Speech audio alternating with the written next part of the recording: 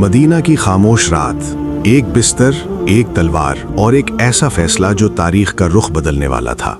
सवाल ये है, वो कौन था जो मौत के साए में सो गया मगर इस्लाम को जिंदा कर गया। ये दास्तान है हज़रत अली रदी अल्लाह अन्हु की, इस्लाम की वो शख्सियत जिसका नाम शुजाअत, इल्म और अदल के साथ लिखा गया।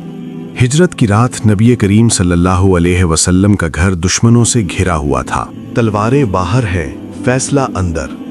हजरत अली आगे बढ़ते हैं और नबी करीम सल्लल्लाहु अलैहि वसल्लम के बिस्तर पर लेट जाते हैं, चेहरा रोशन सफ़ेद नूर में छुपा हुआ। कुरान गवाह है कि ये कुर्बानी खामोश थी मगर असर दायमी रहा। मदीना के दिनों में हजरत अली इल्म का दरवाज़ा बन गए। नबी करीम सल्लल्लाहु अलैहि वसल्लम फरमाते हैं, मैं इल्म का शहर हूँ और अली उसका दरवाज़ा है। मैदान बद्र में मुसलमान कम तादाद और महदूद वसाइल के साथ खड़े थे, मगर हज़रत अली सफ़ों में नुमाया थे, हर वार में नज़्म और अल्लाह पर यकीन दिखाते हुए।